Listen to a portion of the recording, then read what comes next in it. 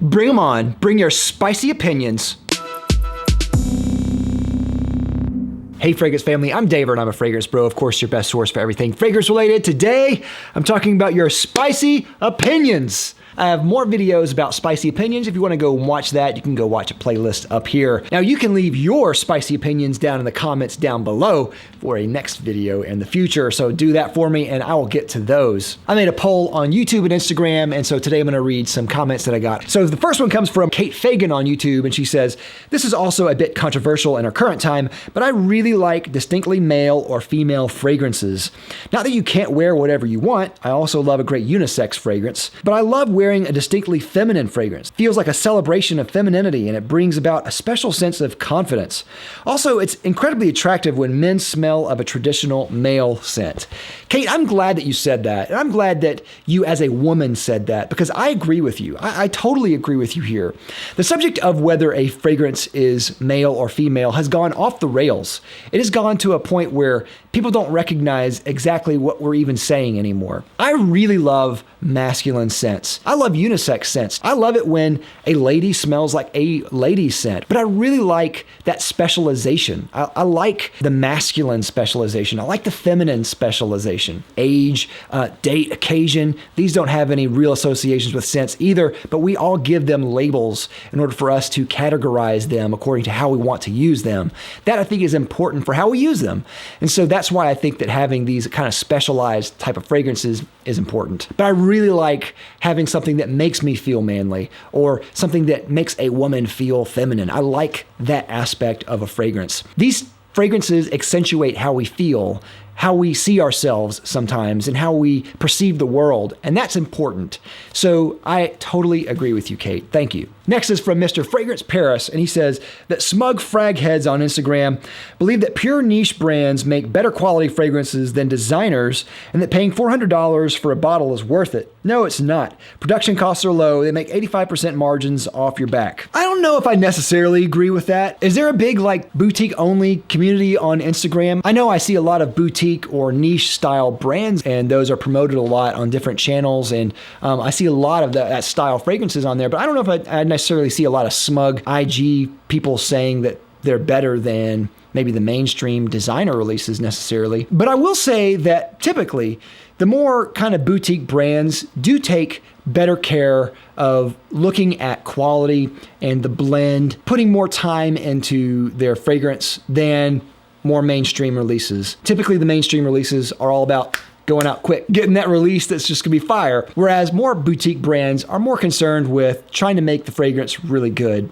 I think that's where a lot of people see the distinction being between the two different styles. And again, whether $400 is worth paying or not, I mean, that's really subjective. If you think that the fragrance smells like $400 and you spend it, then that's worth it to you. And so the answer that you give, that production costs are low, that they're making 85% margins off the fragrance, a lot of times when people are talking about costs and things being too high, they generally go to these wild claims about the ingredients being only pennies on the dollar, and they're making wild amounts of money and margins over fragrances. I genuinely see no evidence for that, other than it's just a common belief that people have. Some ingredients are really wildly expensive, like iris butter, certain types of jasmine, of course, ambergris. I don't know how much money they're putting into the fragrance, and I have no evidence of how much money they're making. At the same time, my main concern is not whether I can get a product with the least amount of margin. My concern is whether I'm getting a product that I see has the most value for me. So for me, if I buy a product and I perceive that it has value enough for me to purchase it, then it has value to me. Regardless of what margin they're making on the profit, I don't really care. I see a lot of times an argument that a company is making a lot of money off a product as a way to kind of invalidate their product in general. I think that is just a poor argument. They're gonna make money. They're trying to make money. I don't see that as an argument that really holds any water, honestly. Next comment is by WSF on YouTube, and he says, the Dubai-based clone houses are all the same cheap oils bought by the gallon, pretending they are somehow blending their own stuff, and yes, they are a ripoff. Ooh! Digging into the clone houses, WSF? I do think that clone houses are a ripoff in general. I don't think that they offer anything that is substantial in value. I think that their products are ripping off and undercutting products that are genuinely good, giving you a product that is genuinely not as good. Yes, people want to spend less money on a product, but I do not see that as a justification for ripping off a company and selling their product that is exactly the same. To me, it doesn't matter where they're bought. To me, the whole issue with clone houses is that they're cloning other houses and then undercutting the original house drastically. I think that is a really big problem, and I am not okay with that. All right, next is another comment by Sergio Vasquez, and he says, I'm not a fan of those niche pretentious brands. Very few do a good job in terms of price, quality, performance. Yes, performance is a very big and real concern for a high price. I have to disagree with you here. I understand that people don't like some brands. I understand that people don't like fragrances that are above a certain price. I get that. I think we all have our certain preferences for when it comes to fragrances. But like I've mentioned before, I think that the whole argument with longevity is built on sand. Why does an expensive fragrance have to last long? The only thing that we're looking for in a fragrance is that it smells great. If you like the way it smells, then you like it. I understand that people might not want to reapply and use up all the juice if they're really expensive fragrances. Just don't buy it. I just don't see it as an issue. Next is by Kate Fagan on YouTube, and she says, I won't buy a fragrance if it's in a tacky bottle. I don't care what's inside or how expensive it is. Have some class. Hashtag only God can judge me. Oh, Kate, that's a little spicy, Kate. But you know what? I am pro Kate. There's something about that tacky bottle that completely turns me off. I am a sucker for a great bottle, and I want the juice to smell good too, but I really want that bottle to look good.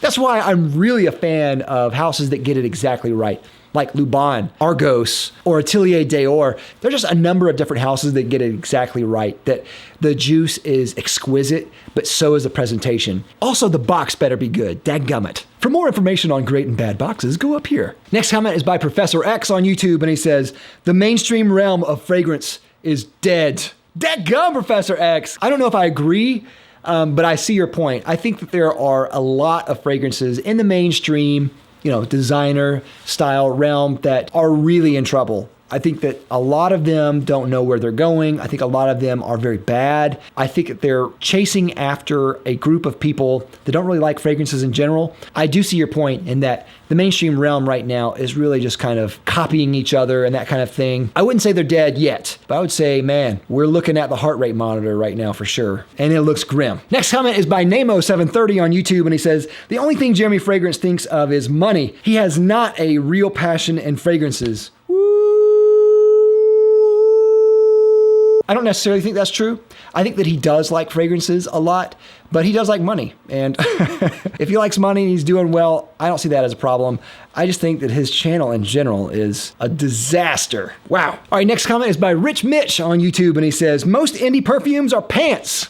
I do actually kind of agree with you here. I think that the whole thing with terms, labeling something indie, niche, designer, that type of thing, I think, as I said before, is very imprecise. I think what we're talking about here are these kind of startup companies that start off as the indie brand, and they have kind of this kind of small market and not a lot of capital, and they're trying to make fragrances, and they're really kind of just learning. That's kind of how I would describe that type of group. But I do think that style of fragrance is not something that appeals to me at all. If a fragrance company calls themselves indie, I'm kind of actually turned off about that. There's a type of style of fragrance that comes with that type of nomenclature that I don't like. A lot of times it has this really kind of overly natural type of smell that's really jumbled and muddled together. I think a lot of times the skill of the perfumer is not great. Very much like a novice in the perfume making world. And that's why I don't really like indie fragrances in general. So while I don't think they're pants, they might be socks. Next comment is by Life on Nars. And she says, Burberry perfumes are horrendous. Ooh, man. I'm not a big fan of Burberry either. I know one that gets a lot of attention is Burberry London. I was not a huge fan of Burberry London. Really, I don't know if I've smelled any fragrance by Burberry that's been good. So maybe you're right. With that, I'd like to thank my sponsor, Fragrance X. Fragrance X is an online retailer that sells thousands of legitimate fragrances for a discounted price. If you're considering buying a fragrance, definitely check out Fragrance X. I'll have a link down below to them as well as a coupon. But also check out Rakuten.com. Rakuten is a website that offers you a rebate for every purchase that you make through their website. They actually have a deal with Fragrance X, and you can get a certain percentage off your product just by buying through Rakuten. So I'll have a link down below to them as well. Definitely check out Fragrance X and Rakuten together. great. Anyway, that is all the spicy opinions I have for you today.